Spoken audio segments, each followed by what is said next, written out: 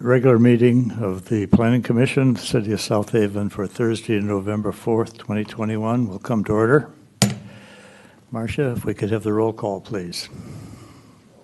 Clark Gruber, Here. Larry Heinig, Here? Todd Heinrich, Here. Michael Neese, Here. Amy Nichols, Lijah Haney, Here. George Sleeper, Here. Janice Varney, Here. Tim Stegman.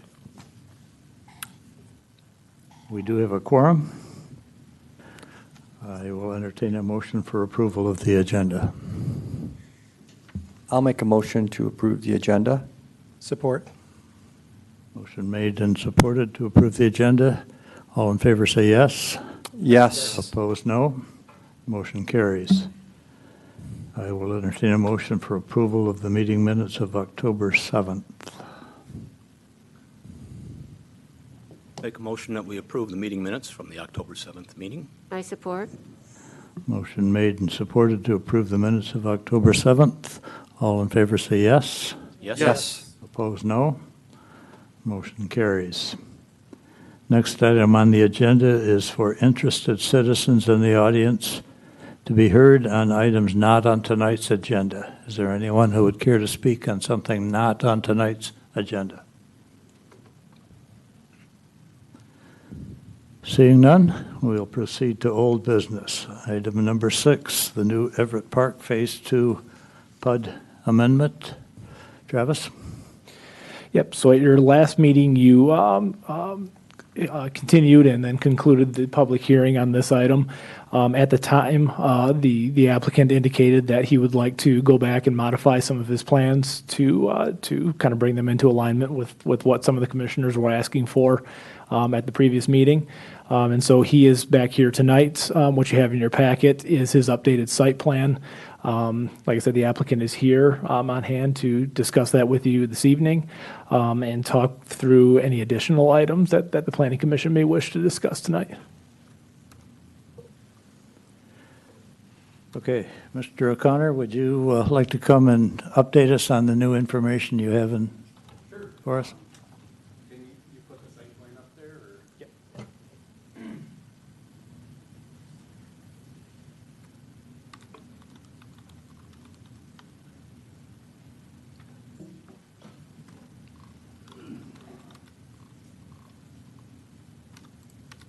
I have one.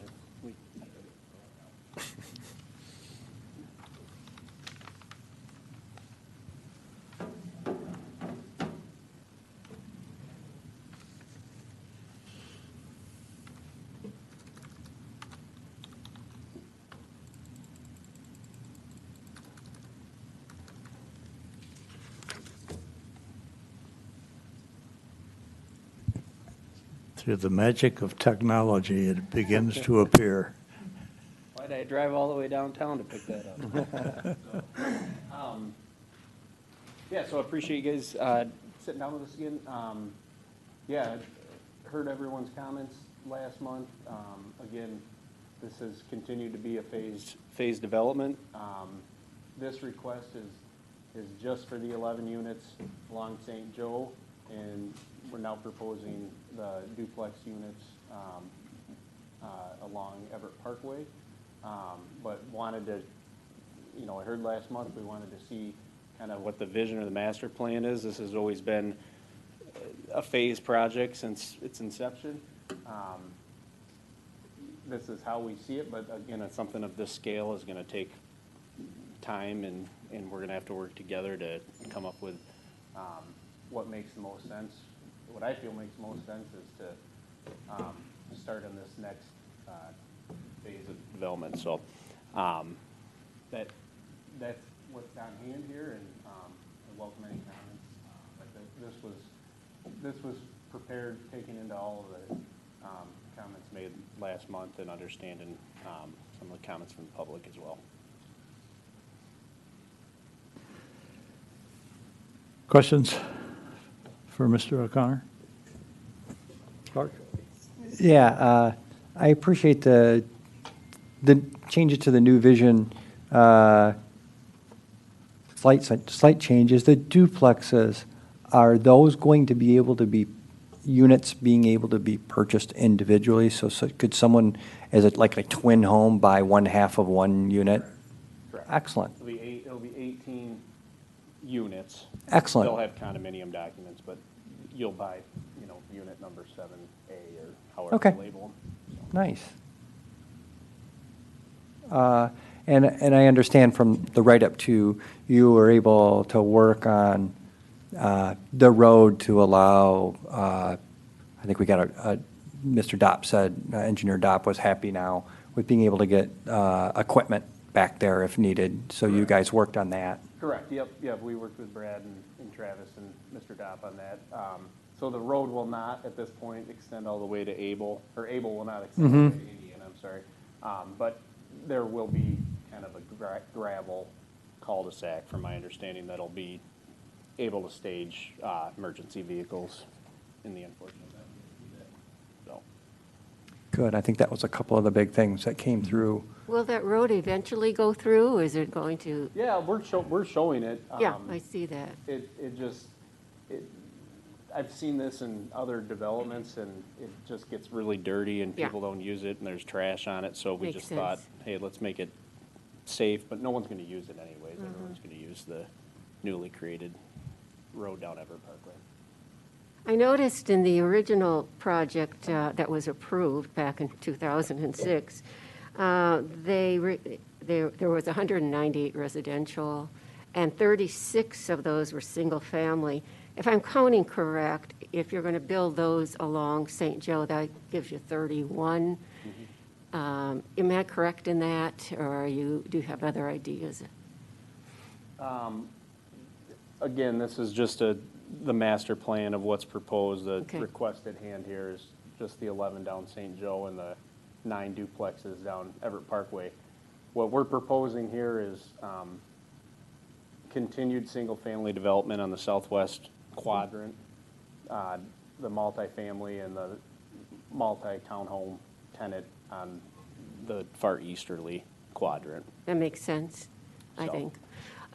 The other question I have is, when will are you thinking of putting in that southern detention pond? That'll be in conjunction with the site work when the new road goes in down St. Joe. It just says, it's just labeled alley, but that runs parallel to the south with St. Joe. Okay, so you're thinking even as you're building these, you will put that detention pond in at that time on that Yeah. south side?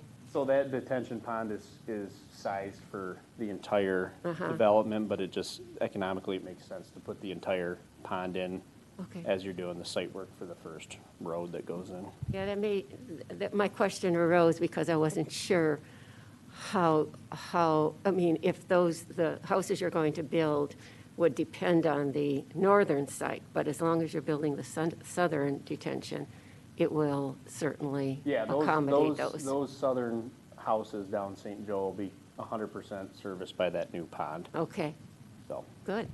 And I don't know if this is a question for you or the city, but is there going to be a sidewalk along, is it Ellsworth? Yeah, Ellsworth, near that detention pond. Will there be a sidewalk there, do you think? You're going to have a lot of housing here, and people will be walking toward the beach. And I walk You're that road saying a on the lot. south side of the detention Yeah, pond? uh-huh. That might be a city question. city question. Yeah, I think so, So, yeah. I believe that the intention is to have sidewalks around the entire development. Okay, that makes sense too, that's good. Yeah, I thought we talked about sidewalks along St. Joseph Street at the last meeting and that there weren't going to be sidewalks there. Maybe I misunderstood. They will be. Okay. There are going to be. Good.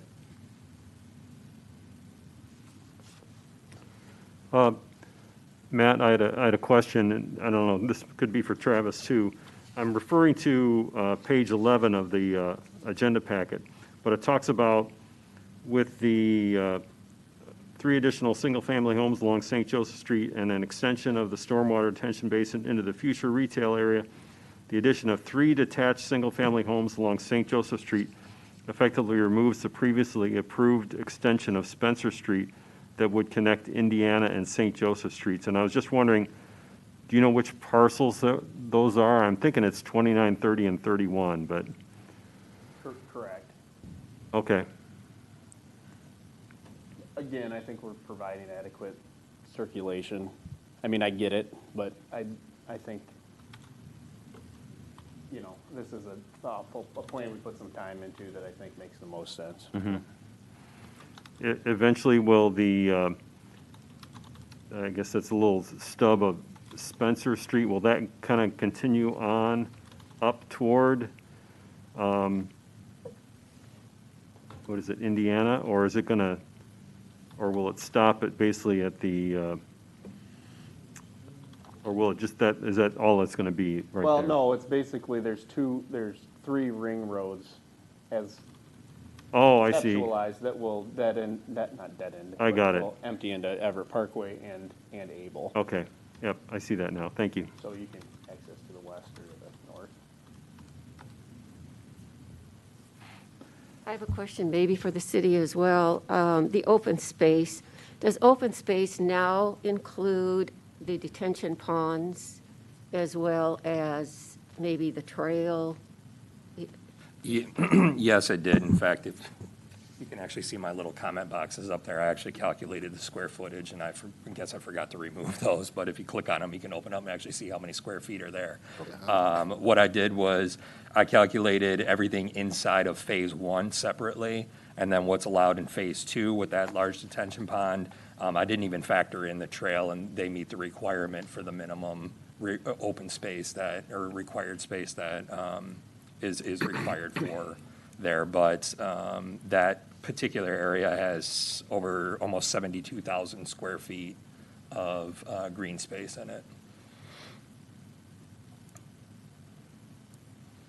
I have one more question. Yep, go ahead. The 15-foot requirement setback, I understand that you're going to continue it for St. Joe because it does fit in with what you've done on St. Joe Street. But what are your plans for some of the future development? Do we go back to the 25-foot at that point? Or I guess maybe the city could answer that as well. That would be up to the developer at the time when he requests his phase, when he puts that in of what the setback would be. It would just have to be approached at the time if it's going to, go with the 25 or the RM1 that's underneath it, since those will not be single-family homes along, though those are going to be attached single-family and multi-family buildings. Yes. And so we're not necessarily setting a precedence here for these 15-foot setbacks? No, I don't Okay. think so. It's just the way it's put in place is that it's consistent with the zoning around the outside of the PUD. When the first phase went in, that was a specific request from the developer at the time. When he constructed his homes along St. Joseph Street, he did request the 15-foot setbacks because of the RM1 setbacks, which are exactly across the street from it. And he felt that it was, at the time, that it was, conducive or, it fit in well with what the neighborhood already was. And I believe that's what the developer is requesting that now for those additional homes down St. Joseph. But anything in the future, yes, he would have to approach it and request it at that time. Thank you. Mr. O'Connor, a question about fencing. Open space is calculated as part of the detention area. Is that fenced? No. No, okay. It'd be similar to the one on the northwest side of the Okay. So I'm trying to picture the depth and profile of it, section. Could kids play soccer down there? Is it mowed? How do you? It'll be mowed and maintained. If you go to the detention on the northwest side in current phase 1, the association's begun to maintain that better. I don't think you're going to want kids to play down there, but it's not retaining water. Okay. One more fence question. The existing trail, the bike trail, will that, parts of it have been fenced and not fenced? Will it be fenced or not fenced? In the long term, once all of this is built, no, it won't be fenced. Okay. But it's gonna be similar to what's on the northeast side, how the trail is now. It just depends on how that gets phased in, so. Okay. But we'll make sure it's safe. Okay. One last question that isn't necessarily pertaining to your application here tonight. Do you know what is going to be the next phase?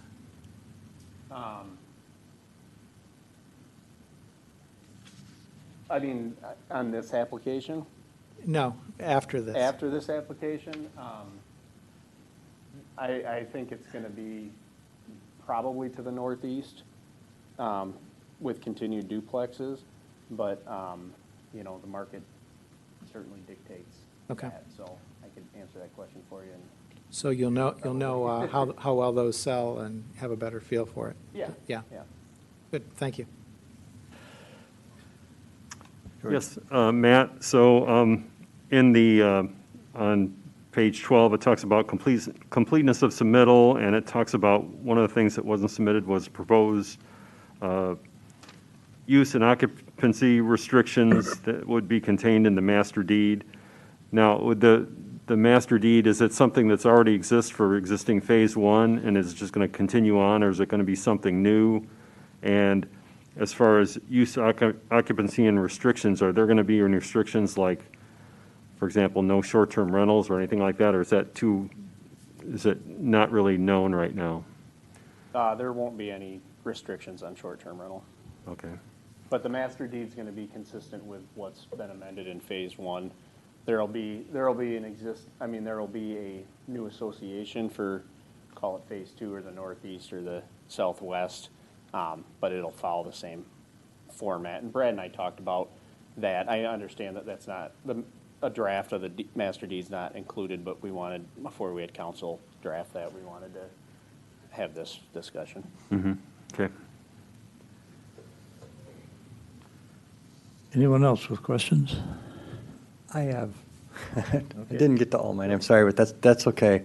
Now, I like finally seeing a vision, or at least your vision, which would over time come back to us again, I believe, because it doesn't necessarily completely align with the PUD, but you've got a vision up there.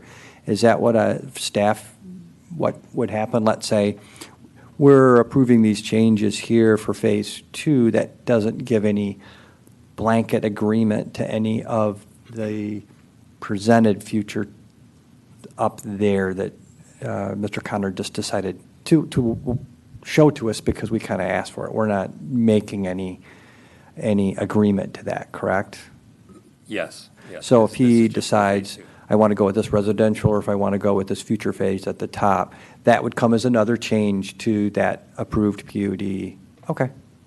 And that looks good. I mean, like you said, you're kind of being upfront with what you've got going out there, which is good. Now, I'm wondering about parking. So I think it was back in, I looked it up, like 2017, when we came up with residential parking being 2 parking spaces for 3 bedrooms, and then a parking space for every bedroom after that.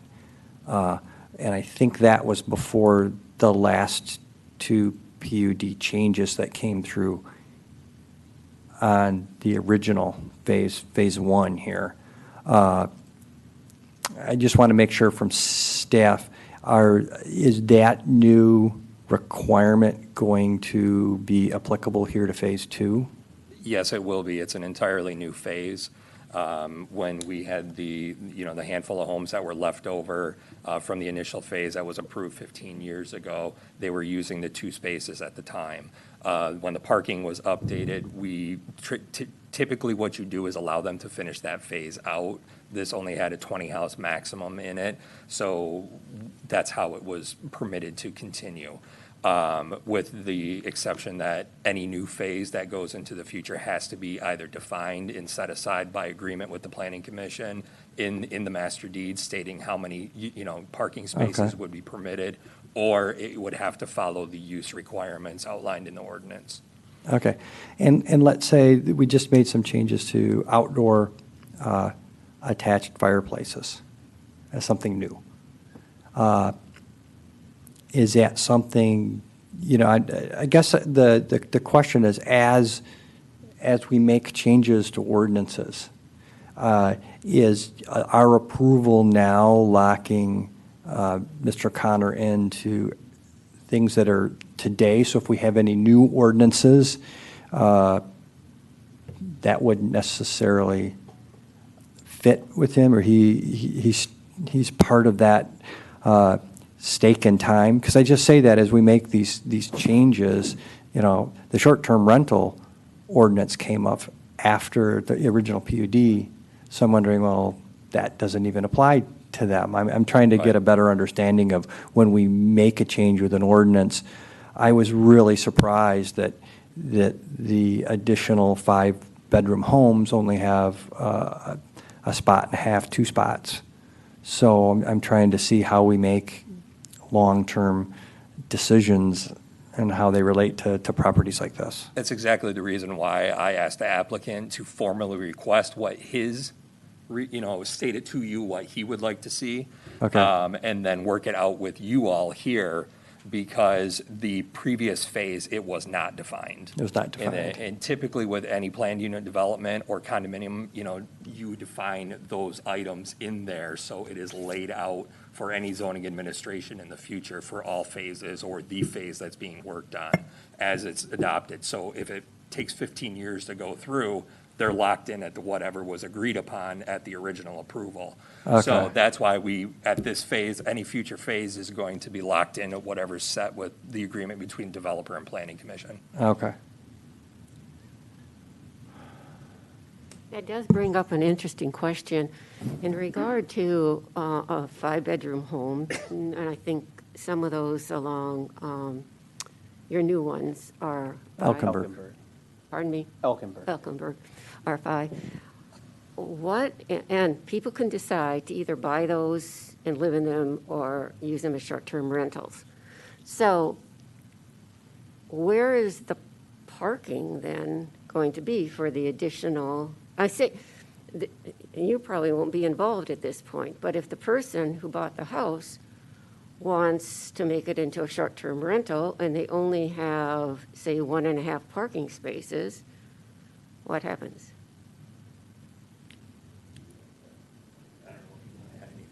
With the short-term rental ordinance, I believe we have a parking that's required with that. And as the inspectors go out, they have to verify that there is enough parking at the home before they can receive their certificate. So it goes to the owner at that point, and if the Correct. owner doesn't have enough parking, that's They on do him. not receive the certificate, Okay. correct? Got it. And as an example, just because that's helpful, for the 5-bedroom homes, do we understand what capacity restriction would be on a 5-bedroom home if they only have 2 parking spaces? Like, I didn't think that was a part of our calculation for occupancy.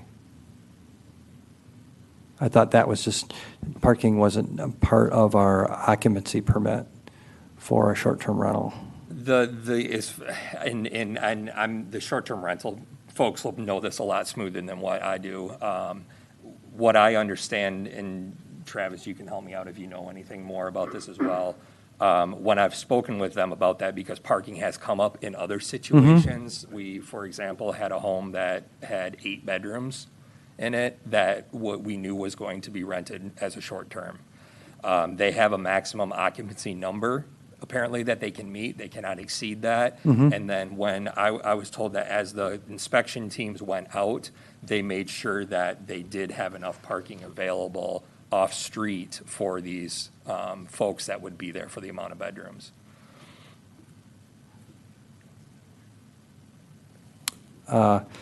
Yeah, I didn't think that was actually part of the occupancy permit for a short-term rental. It was 2 per bedroom plus 2 per floor. I didn't think parking was a part of the occupancy permit, because those would be able to have 12, I thought. And that's, got to apply, that's what we're thinking about here. And I don't want to get off subject, where we now have, his phase 2 is looking at the 2 spaces for 3 bedrooms and then a space for every bedroom after that. And I'm good with that. I don't want to get off topic on on this other. It's just, part of the complexity of putting a stake in the ground, and then later on, we come up with better solutions, we feel. And I don't know what else in a crystal ball we would need to think about in this project. It's probably going to go fairly quickly if you look how quick the last project went. Just something to think about.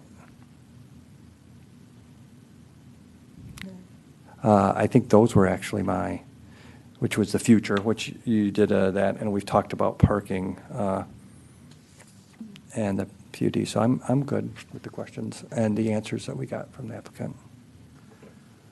I think this is my last one. So I'm looking at page 16 of the staff report, and one of the objectives for plan unit developments is basically talks about, and I always struggle with this, recognizable and substantial benefits to the community achieved by the PUD. And so back in 2006, when the Planning Commission approved the PUD, I'm assuming there were some recognizable and substantial benefits to the community by that original PUD. And the thing I'm not sure of is, because we don't have all the PUD to look at, we just have the first two phases, are we jeopardizing that original recognizable and substantial benefits to the community by doing this piecemeal? And I understand the reason for that, and I just wanted to try to open up a discussion basically to talk about, and it's kind of one of the recommendations here. It says the commission may discuss whether these phases provide recognizable and substantial benefits to the community that would otherwise be unachievable through conventional zoning requirements. And so I guess would like to get your input on that. Yeah, I mean, again, I think the intent of a PUD is knowing that it's a large project and it's going to happen over time. So I understand the vocabulary of piecemealing, but we're not trying to piecemeal it for any intention other than we can only build 10, 15, 20 at a time. I mean, we heard the comments last month, understand that a diverse amount of housing, which has always been our intention, which I think was RJ's intention back in 2004. And so again, it's a blighted piece of property. I think there's benefit to the community to that. We're providing multiple different price points and types of housing. We're providing appropriate green space, again, on a blighted piece of property. So this won't be the first time I come back. I'm probably going to come back 5 more times over the next 3 years, hopefully, 3 to 5 years. And so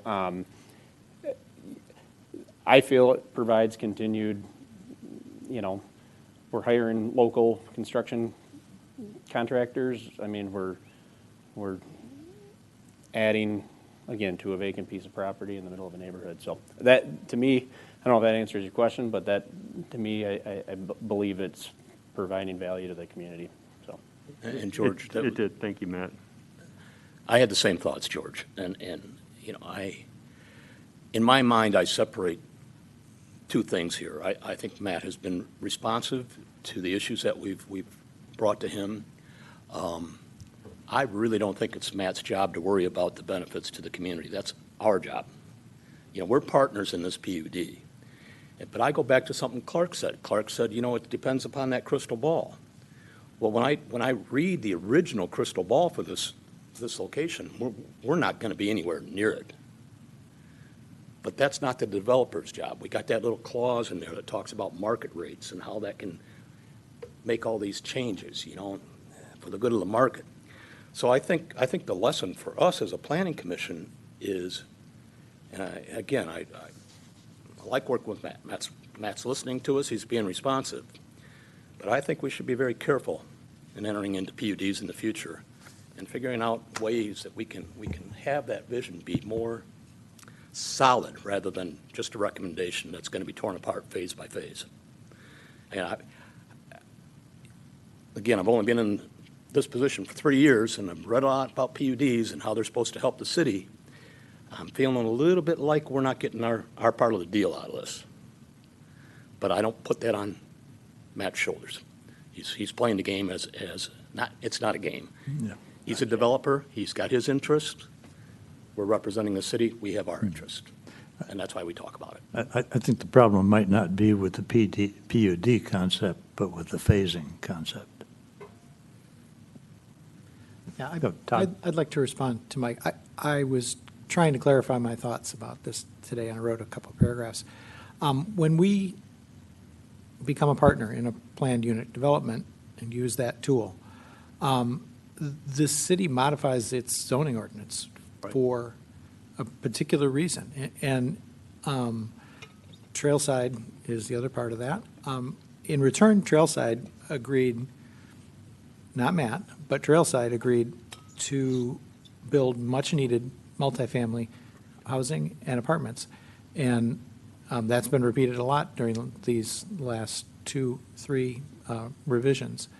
And that's why I asked the question, what's next? And I'm was happy to hear that you're and I'm going to be praying for you that you get these duplexes sold quickly, and that it is you go into those duplexes with enthusiasm, because it's this commission, especially, and the elected officials and the community is hot for more moderately priced housing. And it's a concern I share. It's something that we need desperately. So I agree, Todd. And our demographics show that we are an aging city. You know, I really love the idea that part of this was senior housing. We're not even talking about that anymore. And it's like, okay, did we lose that part of the vision? But again, I don't hold that to be Matt's responsibility. That's our responsibility.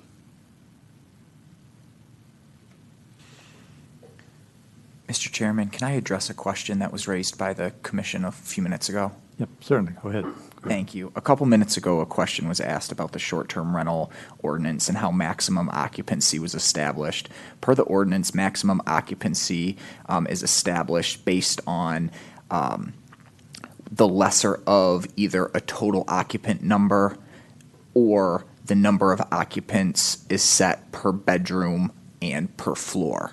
Parking requirements are determined based on the underlying zoning of where that short-term rental or where that property applying to be a short-term rental is located.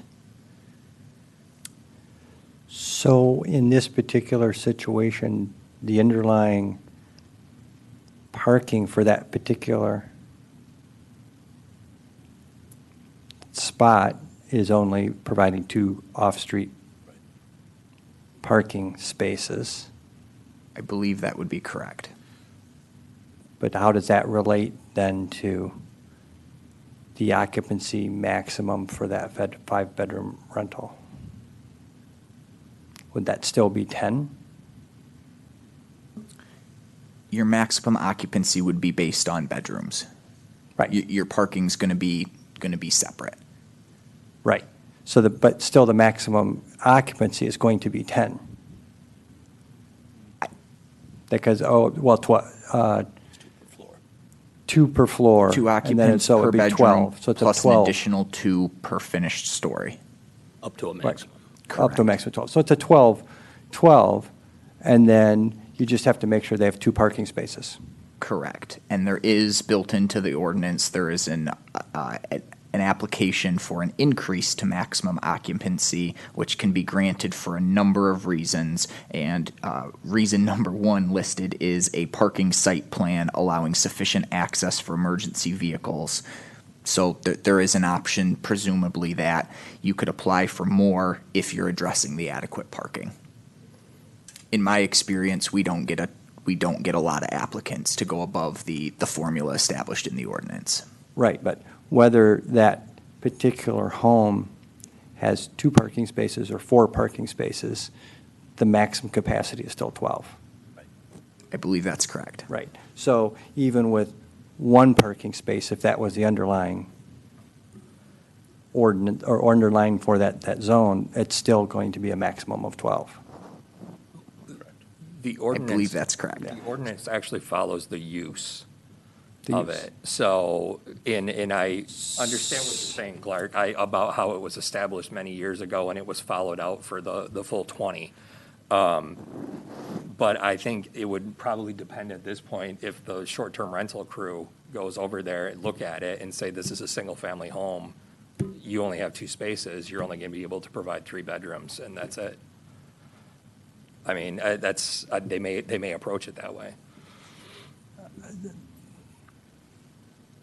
That'll be interesting to see them go that route. Okay, but I do like it. Because that's the reason we're wanting to establish something in the continued of it, because the way it's going to continue through is we're going to enforce the underlying use, not necessarily that. If there's an agreement between the developer and the city, that's a different story because it is a PUD. But that's how it's going to be approached. Okay, so then that would probably reduce it to 10, but that would be good to know. I mean, that would be the calculation. 3 bedrooms will get you 10 on 2 stories. It's an issue we'll have to be mindful of. Because in my mind, again, I'll go back to your crystal ball, when we established the parking regulations, we were thinking about these as residences. A 5-bedroom home that a family lives in might have 2 or 3 drivers. A 5-bedroom home that's used for short-term rentals is probably going to have 6 or 7 drivers. Yeah, So, okay. you know, it doesn't relate to this project, but it's an issue that we may be looking at some amendments. Yeah, good to know. Okay, thank you. I want to follow up a question. You said that the parking follows the underlying zoning. In this case, the underlying zoning is overlaid with a PUD. Is it still considered the surrounding zoning or district, or is PUD its own zoning district? It's a PUD you're required to follow the underlying zoning by use. Okay, so it's an No matter where it's it's an at. overlay. If you have a single family in an industrial zone, you're still going to be required to park as a single family house. But a PUD has the option for the developer and the city to come up with some sort of agreement to change the requirements for that, which set that above what the underlying zoning is. And that's not being asked for in this particular situation. And now that we're on phase 2 is at the current ordinance that we have on the books at this particular time, where during phase 1, it was a different underlying number. I think we only had 2. Correct.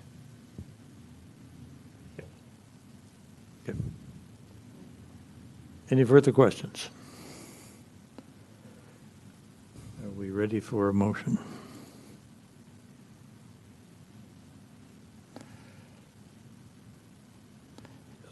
You're excused for now, Matt.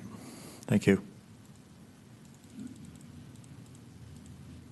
Mike's taking a big inhale over there.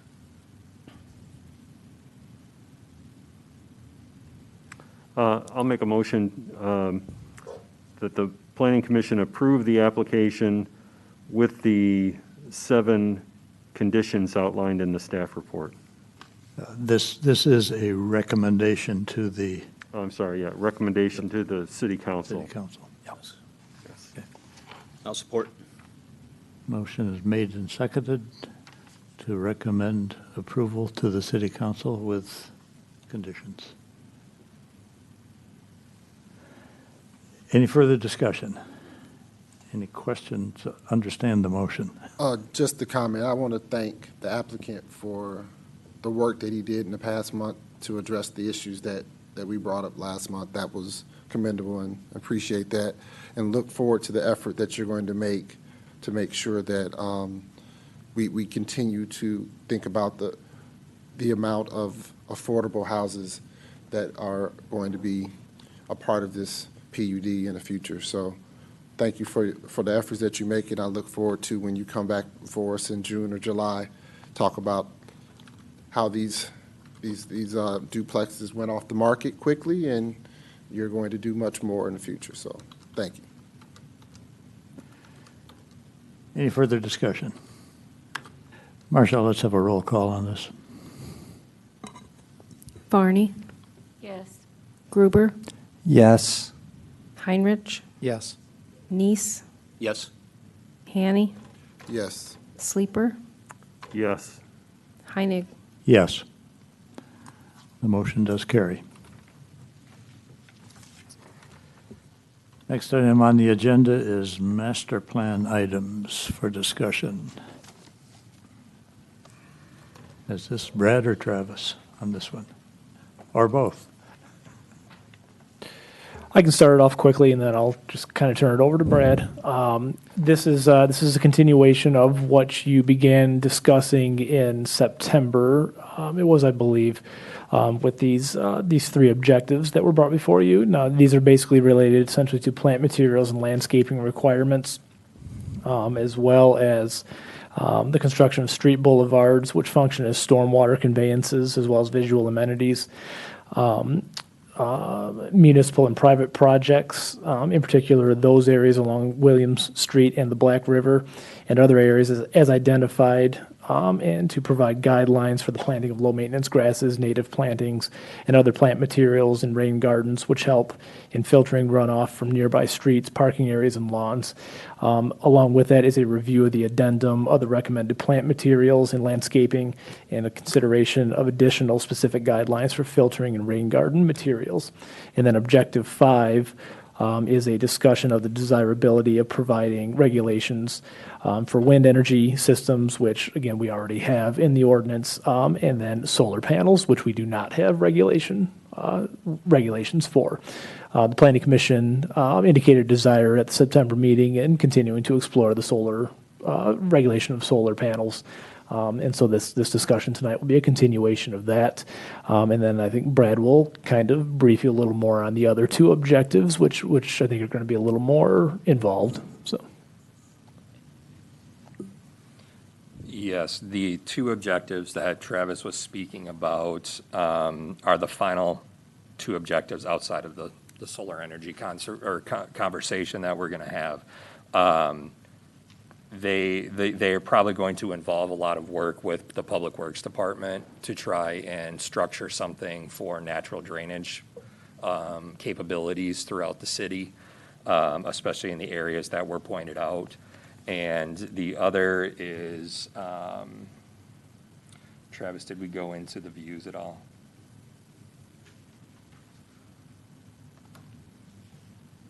There was another item, apparently that wasn't listed in there. That is item number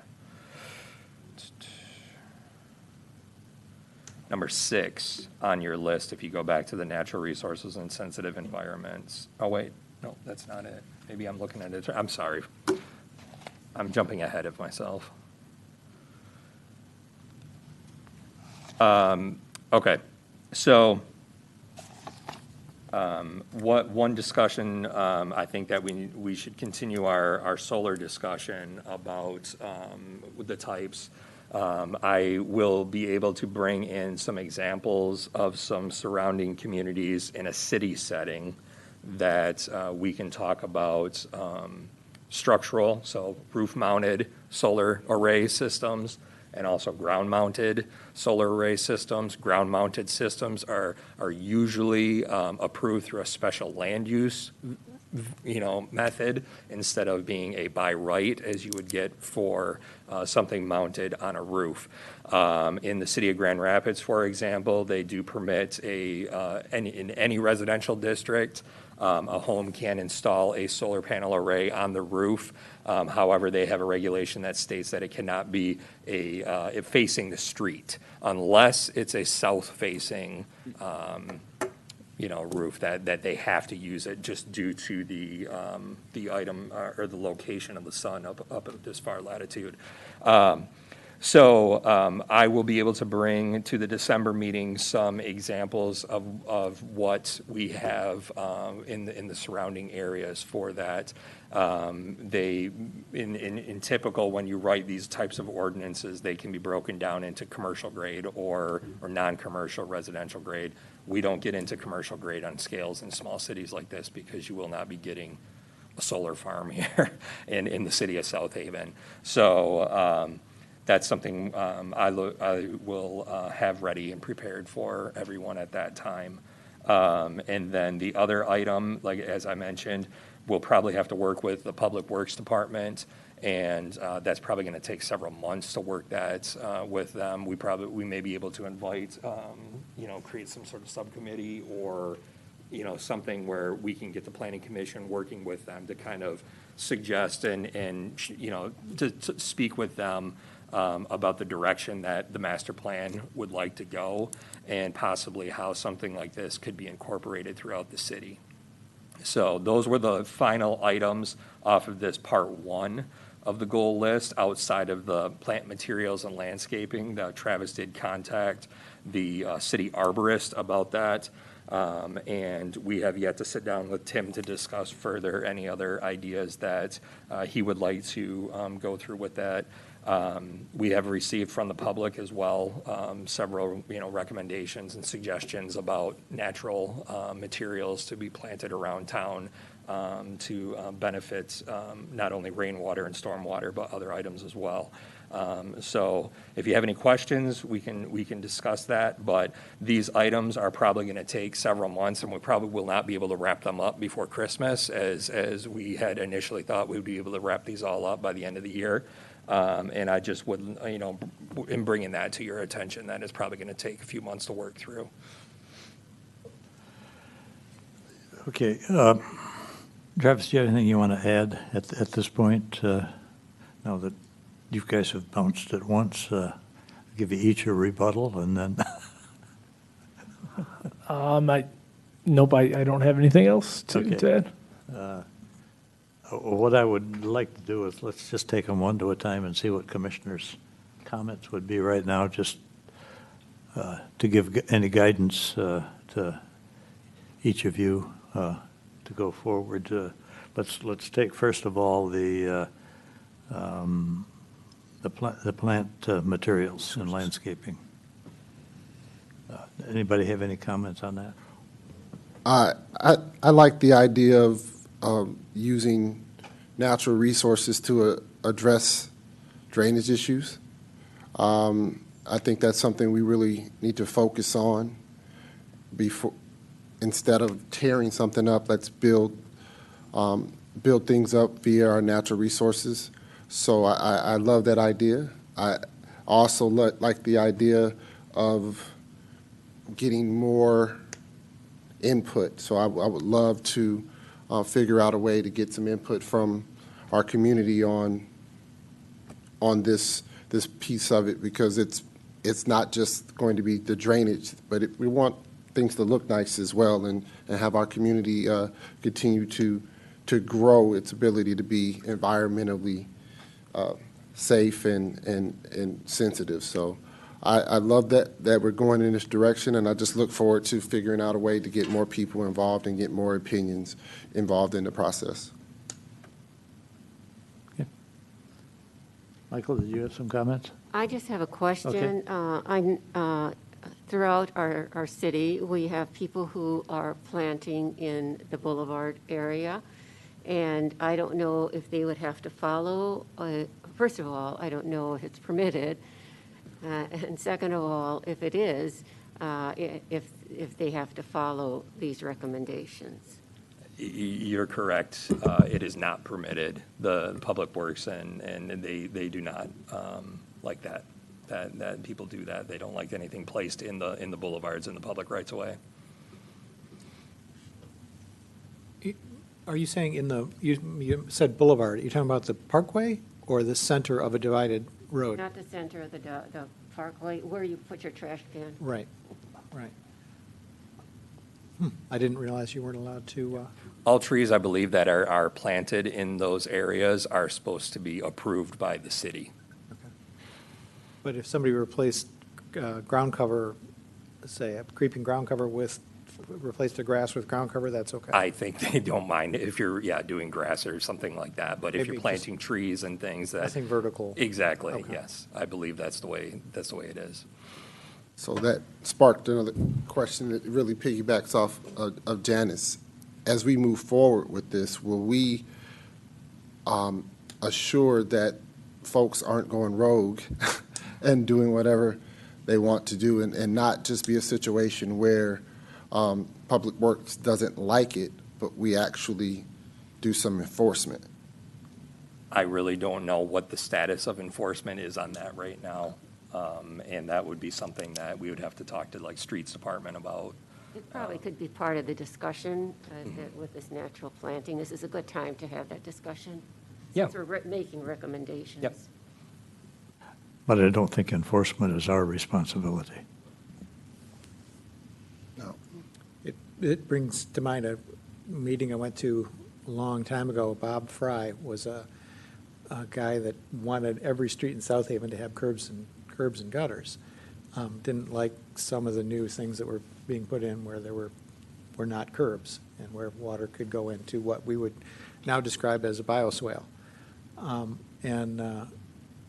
Should we look at things like that in a site plan like a PUD where it's got to be a heavily managed environment because there's so much hard surface. I would think that you'd want to run a lot of the kind of bioswale ideas past City Works because I think they really like their curbs and gutters and get the water out of here quickly.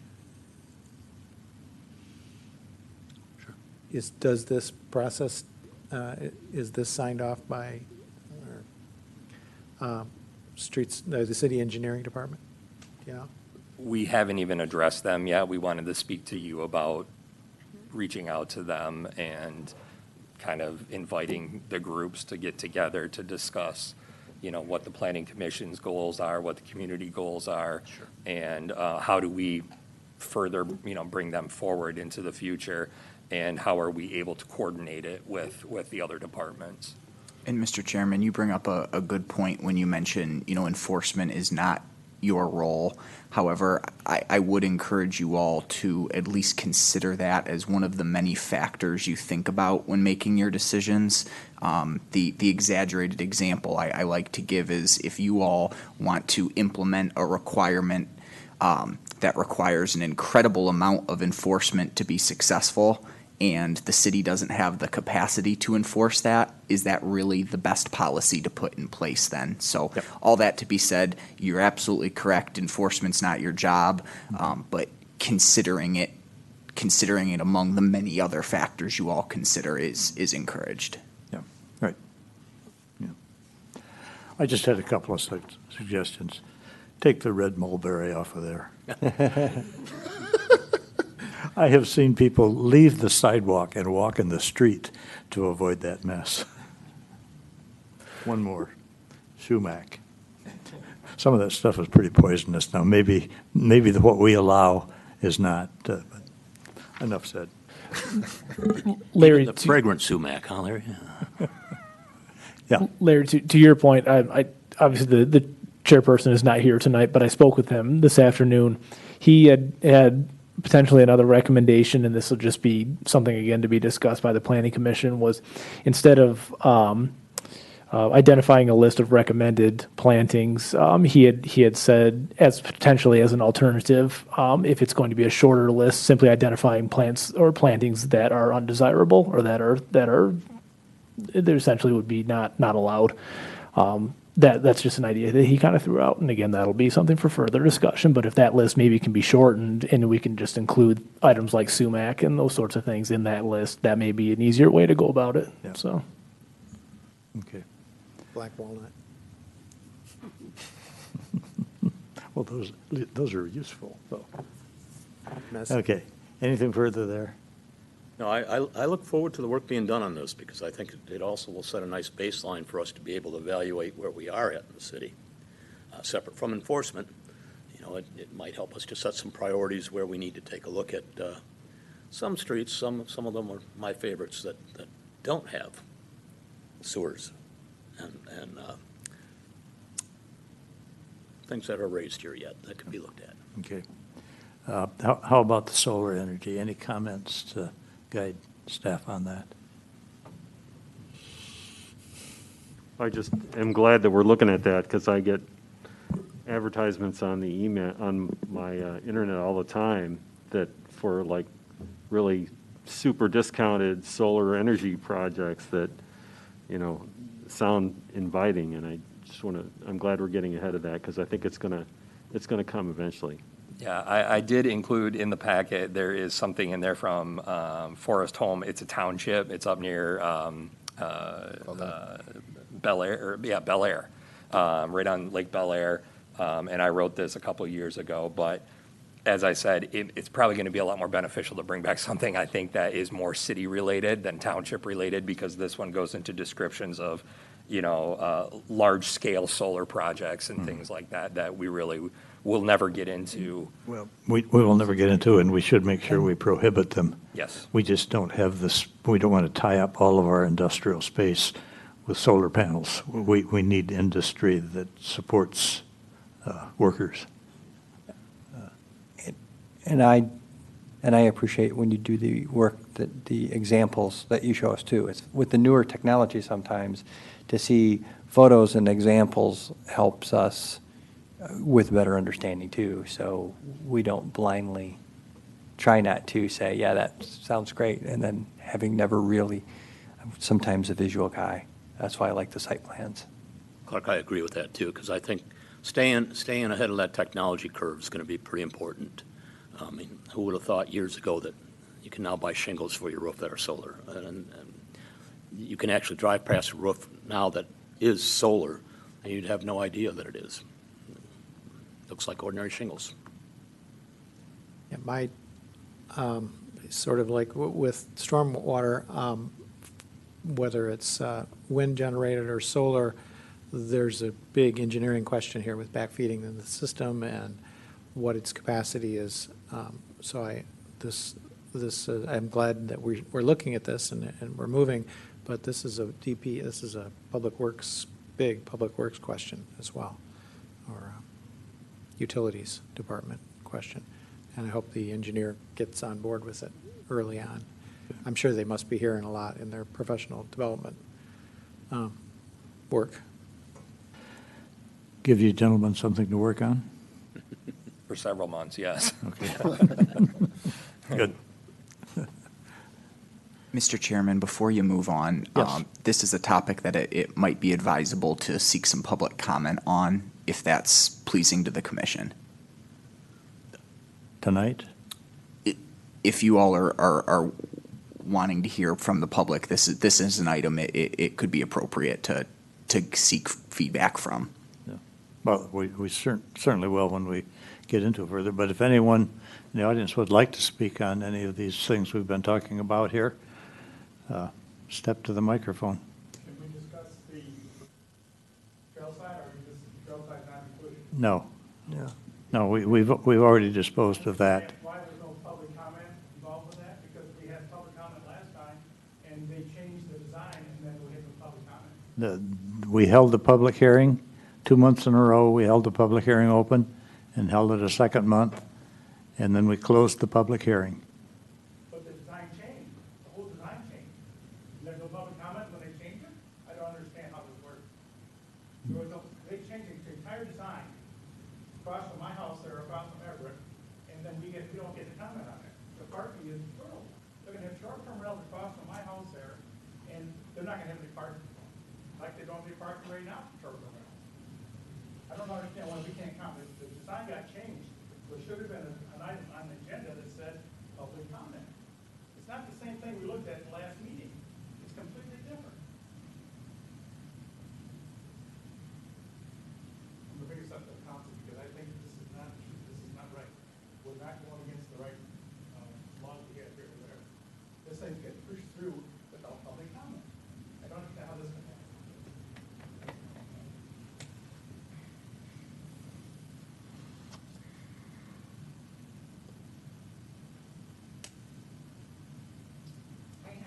My 6 North Shore Drive, I would just encourage the Planning Commission to review the natural habitat vegetation information that I provided. I obtained it from the Southwest Michigan Land Conservancy. It's based on Michigan Audubon, et cetera. And we are a migratory city for wildlife, and I think that vegetation should be looked at to facilitate that. We could keep hearing about declines of wildlife, birds, pollinators, and I think that focus should be put on ensuring that our wildlife has adequate supply as they're migrating through our town, considering the fact that people chop down trees left and right. They leave bird nests with their babies on the ground, and the birds screeching, like happened with Trailside, the open space that you guys allowed to be decimated earlier this year. Bird nests on the ground with babies dying and the parents screeching because of your approval of demolishing designated open space for these now 5-bedroom apartments at Trailside. It's just deplorable what you guys allowed to happen at Trailside on phase 1.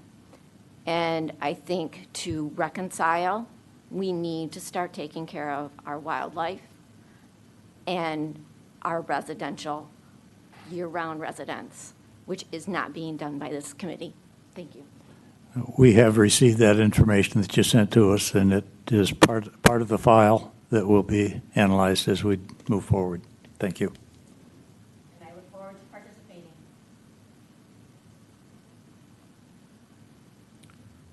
We are ready for commissioner comments. Start with you, Michael. Well, just the obvious one. My thanks and best wishes to Travis.